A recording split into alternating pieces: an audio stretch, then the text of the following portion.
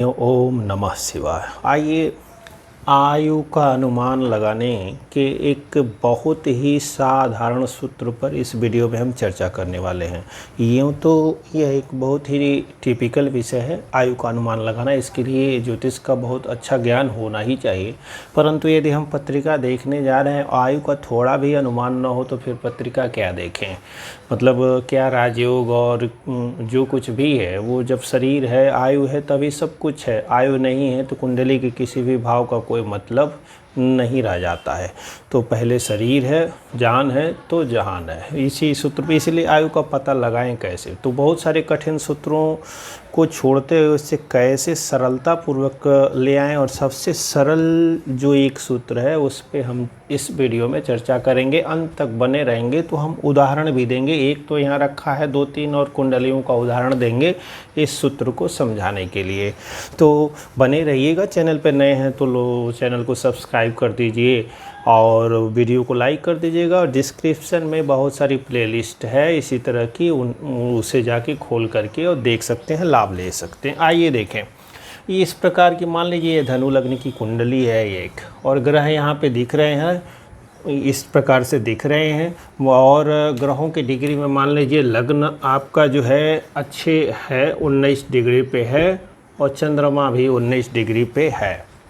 तो बहुधा आप देखे होंगे इसका उदाहरण देते हुए। तो पहले इसी पे चर्चा कर लेते हैं और उसके बाद दूसरी। रत्नों को धारण करते समय ये बड़ा उपयोगी सूत्र ये साबित हो सकता है, इसलिए भी इसको आप अंत तक देखते रहिएगा। बहुत सारे कन्फ्यूजन दूर होगा। सूत्र तो आयु निर्धारण के बहुत हैं, और बहुत कब आयु होगा, एग्जैक्ट होगा ऐसा भी बताया गया है, लेकिन वो बहुत टिपिकल है, अध्ययन चल रहा है, बहुत बात देखा जाएगा।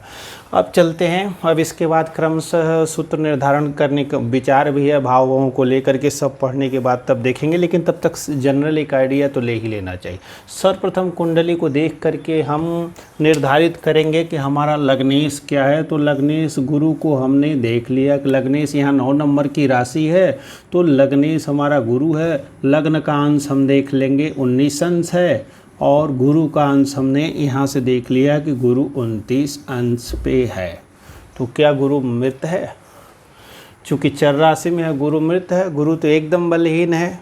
तो मात्र यह जान लीजिए कि केवल अंशों के आधार पर इस गुरु को मृत आप नहीं कह सकते। अंश का मतलब ये बता रहा है कि गुरु तीसरे दृश्य कांड में है, और दूसरा ये बता रहा है कि गुरु इस भाव मध्य पर नहीं है, वो आ गया है यहाँ पे बॉर्डर पे। और चूँकि 19 अंश का लग्न है तो अचलित कुंडली में ये 4-4 डिग्री सारे ग्रहों को इक्वल विभाजन पद्धति से बांट देंगे। तो 15 अंश पे भाव मध्य होता है, तो ये 4 अंश इधर गया तो सारे ग्रह 4-4 अंश इधर की ओर आ जाएंगे। जहाँ बैठे हैं वहीं से ऐसे इस प्रकार से घूम जाएंगे।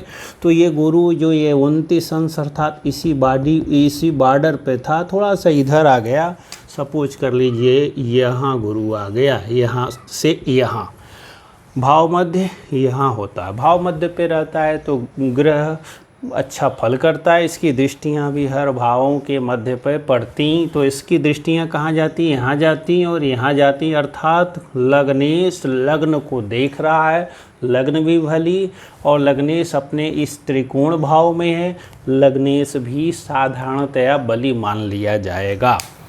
अब दूसरा चीज़ अष्टमेश को निर्धारित करेंगे। तो इस लग्न कुंडली का अष्टमेश चंद्रमा बनता है, उसको नोट कर लीजिए। चंद्रमा की डिग्री यहाँ पे 20 अंश या 19 अंश है, 19 अंश लिख डालिए।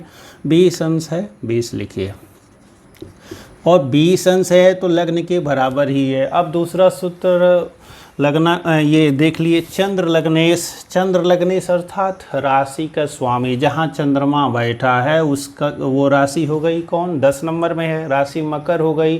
मकर का स्वामी तो शनि, इनको नोट कर लीजिए। और चंद्र कुंडली का अष्टमेश, जब चंद्र कुंडली बनेगी तो अष्टमेश 10, ये लग्न हो जाएगा 10वां, और अष्टमेश हो जाएगा सूर्य। यहाँ से ये हो जाएगा सूर्य। सूर्य की डिग्री जो है, डिग्री है ये 4 अंश पे है, कुंभ राशि पे है, तो ये क्या कह देंगे? ये भी बाल है। ये भी क्या है? बाल है। आजकल बाल और मृत का बहुत ज़्यादा तड़का लगा हुआ है यूट्यूब पे, सावधान रहिए ऐसे लोगों से, क्योंकि बाल और मृत हो जाने से ही ग्रह कमज़ोर नहीं हो जाते, और केवल बाल और मृत के आधार पर रत्न धारण करेंगे तो बस गए काम से, ऐसा हो सकता है। अब देखिए इसी आधार पे हमने सूर्यदेव के, चूँकि ये काफ़ी पुस्तकों में बताया भी है, भेजराज द्विवेदी ने कहीं नहीं लिखा है कि कब भाव कहाँ दाखिल धारण करना चाहिए, सीधे कह दिया कि बस भाग्येश है और माड़ी के धारण करने से खूब लाभ होगा। लीजिए, और यूट्यूब की वीडियो पे तड़का लगाया हुआ है कि अब ये जो है बाल अवस्था में है ये फल नहीं करेंगे, लेकिन जब पैरों टूट टाट गया, बहुत सारे ज्योतिषियों से दिखाने के बाद खूब अध्ययन किया गया, तब पता चला कि नहीं, सडबल होता है वो प्रभावी होता है। ये सूर्य यहाँ इस कुंडली में दूसरे नंबर के बलि ग्रह हैं, सबसे बलि ग्रहों में, तो ये जान लीजिए सडबल में दूसरे नंबर के बलि ग्रह हैं। ये एक नंबर पे ये देखिए मंगल हैं बलि, तो ये जो अष्टमेश है ये कुंडली का दूसरे नंबर का बलि ग्रह है और काफ़ी बलवान है। चलिए चलित कुंडली में यहाँ आ जाएगा, इस बॉर्डर पे आ जाएगा। अब सूत्र क्या लगाना है? सूत्र ये कहता है कि यदि इस कुंडली का लग्नेश अपने अष्टमेश से बली हो, अर्थात गुरु का जो सडबल है ये चंद्रमा से बलवान होना चाहिए। दूसरा, राशि का स्वामी शनि हो गया, ये अपने अष्टमेश सूर्य से बली होना चाहिए। सूत्र यह कह रहा है कि लग्नेश अपने अष्टमेश से बली हो, और दूसरा राशि का स्वामी अर्थात चंद्र लग्नेश, चंद्र कुंडली का लग्नेश होगा, चंद्रमा जिस राशि में उसका राशिपति, वो अपने अष्टमेश अर्थात ये चंद्रमा से 7, 1, 8 होगा, तो ये अष्टमेश सूर्य हुआ, शनि सूर्य से बलवान होना चाहिए।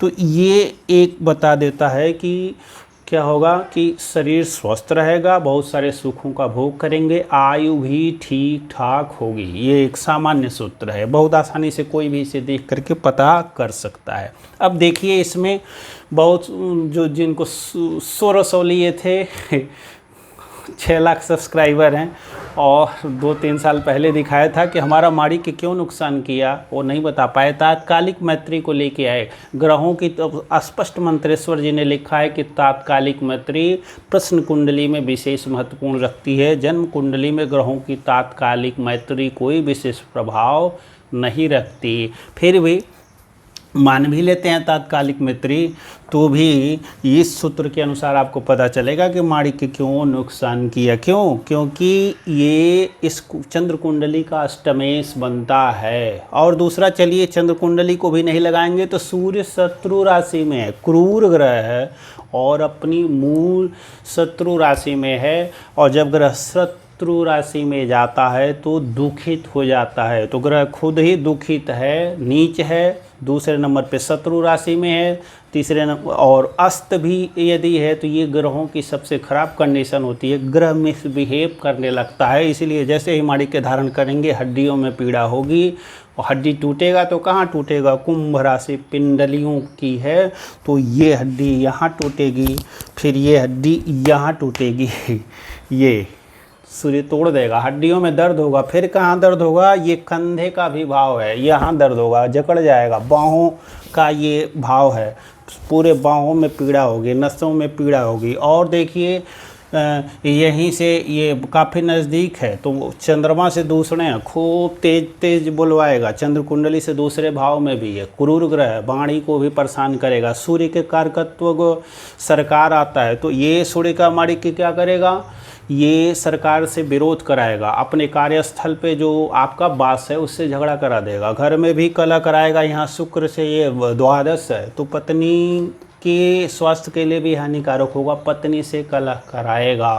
तो लीजिए, धनु लग्न के अनुसार भी भाग्यश है, तो भी जिस राशि में गया है धारण नहीं कर सकते, क्योंकि ये सडबल में भी दूसरे नंबर का बली है, और इस सूत्र से इस चंद्र कुंडली का ये अष्टमेश भी बनता है। और जब तक धारण किया रहा, बीपी मेरा डाउन होता रहा, खूब खूब नमक पीने पड़े, और जब सब समापन हो गया, निकाल दिया, कोई नमक नहीं पीना पड़ता। तो ये स्थिति है। तो इस बाल और मृत का जो तड़का लगा हुआ है, बहुत गुस्सा है ऐसे लोगों के प्रति।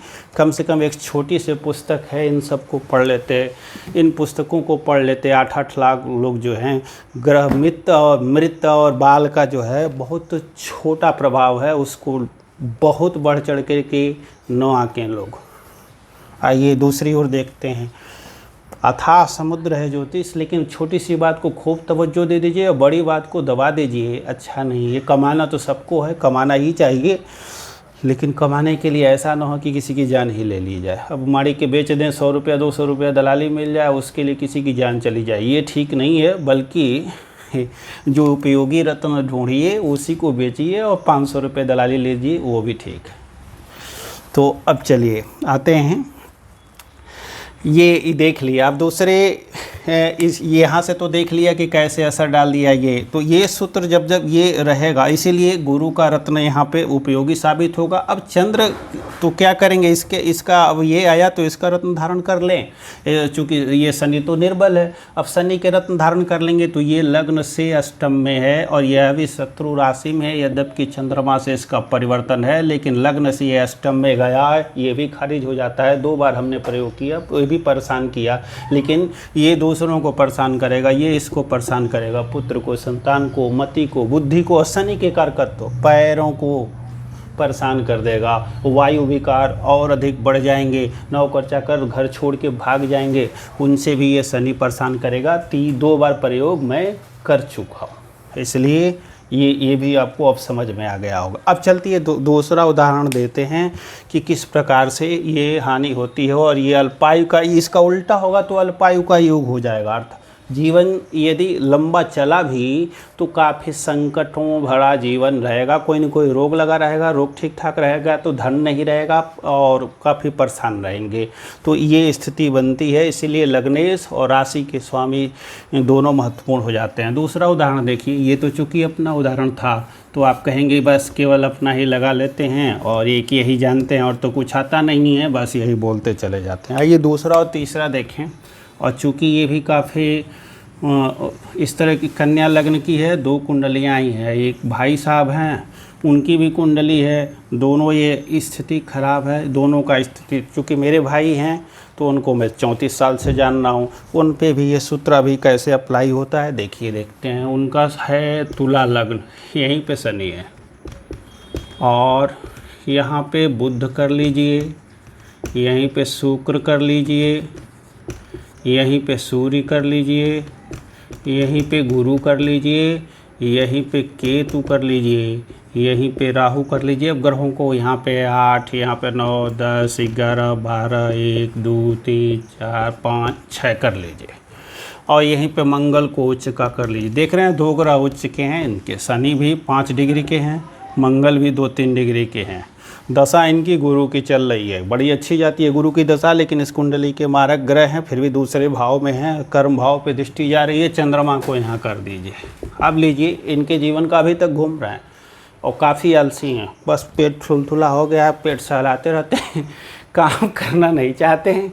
अभी तक तो ठीक था, माता जी ये थी, पेंशन आदि था, अब थोड़ा सा सक्रिय हुए हैं, विवाह वगैरह हो गया है, एक पत्नी, एक बच्ची हुई है इनकी। महा आलसी हैं, थोड़ा सा काम करने के लिए अब शुरू किए। तो आलसी क्यों है, चलिए जीवन तो है, लेकिन क्यों देख रहे हैं, ये जो इनके लग्नपति क्या हुए। आइए यहाँ से बने रहिएगा, छोड़ के भाग जाएंगे तो 5 मिनट में ज्योतिष नहीं होती है। कूदते रहिएगा और इधर उधर भागते रहिए, परेशान होते रहिएगा तो मुश्किल में पड़े रहिएगा। थोड़ा ध्यान दीजिएगा, समझ में आएगा। इनका जो है लग्नेश हो गया शुक्र, देखिए शुक्र। दूसरा हो गया राशि का पति, राशि है कन्या में, और बुध हो गया राशिपति। ये दोनों अस्त हैं, ये भी अस्त है, ये भी अस्त है। अब जब लगाएंगे सूत्र को कि शुक्र जो है अपने अष्टमेश शुक्र ही है, तो ये तो अपने अष्टमेश से क्या, वो ये बलहीन ही है, तो अपने लग्न भी बलहीन है, अष्टमेश भी बलहीन है, ये तो गया। अब चलिए सूत्र को तो ये यहीं न्यूट्रल कर लीजिए, मान लीजिए अपने अष्टमेश से बला है। अब बुध को आइए, इसका अष्टमेश कौन बनता है, मंगल बनता है, तो ये सूत्र फेल हो गया। ये जो है बलहीन है मंगल से, मंगल इस कुंडली का अष्टमेश होगा और ये जो है मंगल उच्च का राशि का होने के नाते बलवान है। दूसरा देखिए, राहु और केतु के अक्ष में भी बुध और शुक्र पड़े हुए हैं। तीसरी शनि की दृष्टि भी है। तो इस शनि की दृष्टि होने के बावजूद भी, लग्न में शनि उच्च का होने के बाद भी, सस महापुरुष और रोचक महापुरुष होने के बाद भी जीवन में अभी तक फल नहीं मिल पाया है। शिक्षा भी बाधित रही है और काफ़ी आलसी। आलसी कौन होगा? जिसके शरीर में ताकत नहीं होती है, जीवनी शक्ति का अभाव होता है, वही आलसी होता है।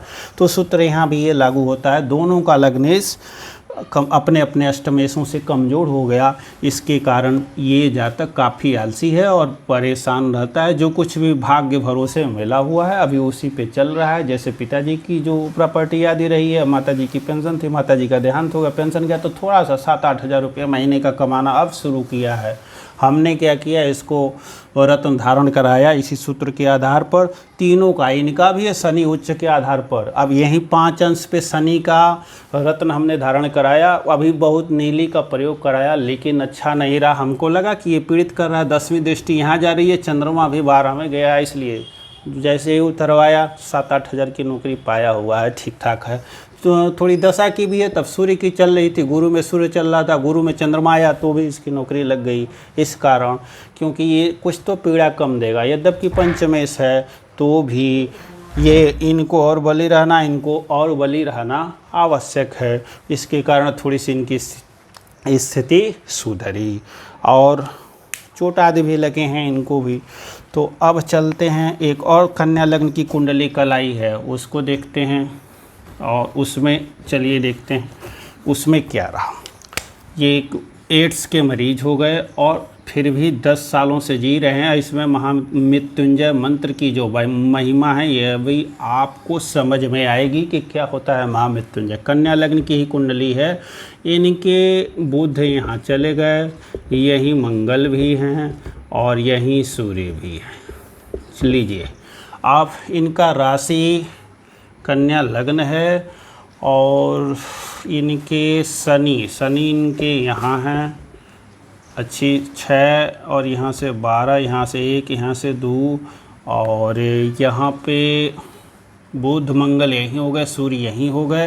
राहु और केतु भी इनके कहीं यहीं पे हैं, भूल रहा है। चलिए सूत्र ये लगाते हैं दोनों को। देखिए, बुध और मंगल राशिपति, ये अष्टमेश होता है ना, बुध ये भी अस्त है, मंगल भी अस्त है इनका।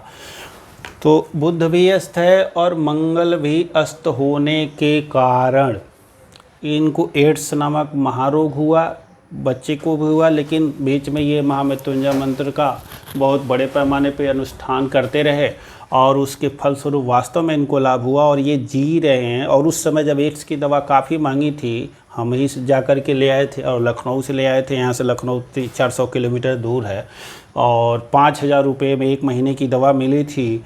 धीरे धीरे दवा शुरू हुई। बाद में इसने क्या किया कि उसी दवा को 2 दिन आतर दे के खाना शुरू किया और कुछ दिनों और बाद क्या हुआ कि दवा जो है बाज़ार में आ गई और दवाएं फ्री भी हो गई। तो ये 2002 या 3 में विश्व कप चल रहा था दक्षिण अफ्रीका में, तो उसी समय दवा लेने में गया था और तब से लेकर के ये इसको एड्स उभरा था। बाद में ठीक हो गया और एड्स होने के बाद इसको एक और लड़का भी हुआ और उस लड़के को एड्स का वायरस नहीं, अर्थात वो निगेटिव भी है।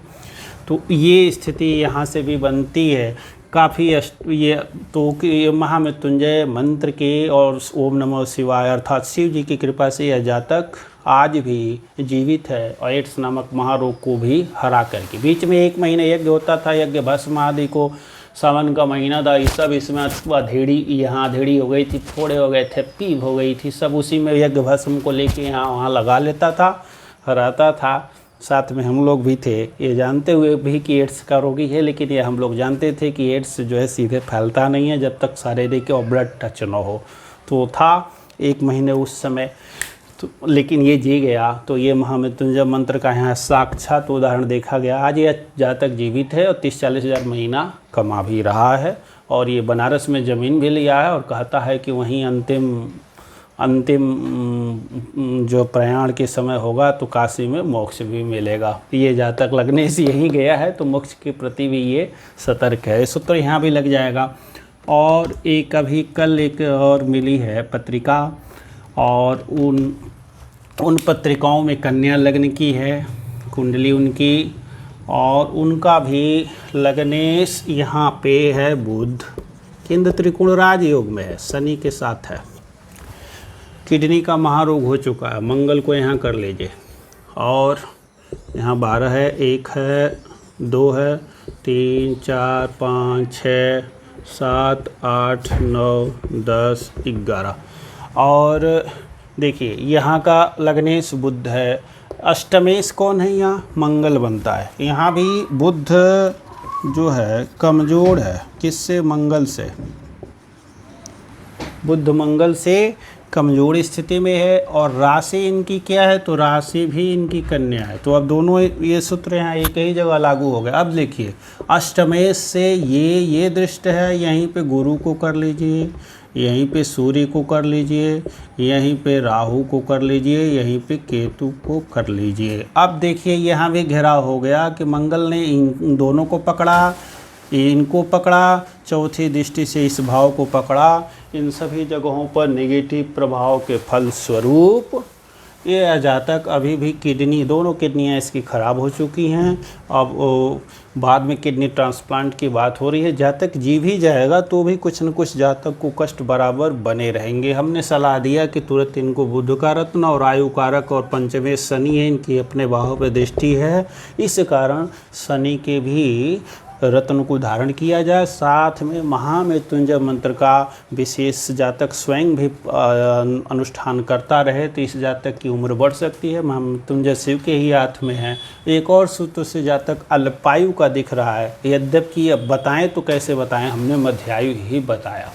तो इस तरह से आप देख सकते हैं कि लग्नेश, चंद्र लग्नेश दोनों बहुत ही आवश्यक है। सुदर्शन चक्र की कुंडली में 3 कुंडलियाँ आती हैं, लग्न कुंडली, चंद्र कुंडली, सूर्य कुंडली। तो कम से कम 2 कुंडलियों का विशेष महत्व है, दोनों सूक्ष्म रहती हैं। लग्न कुंडली 1 नंबर, 2 नंबर पे चंद्र कुंडली। उम्मीद आया है वीडियो आपको अच्छी लगी होगी और थोड़ा सा मिल गया होगा आपको क्लू। बाद में इसके बहुत सारे सूत्र हैं, भविष्य में उसकी चर्चा की जाएगी। बहुत बहुत धन्यवाद। ओम नमः शिवाय।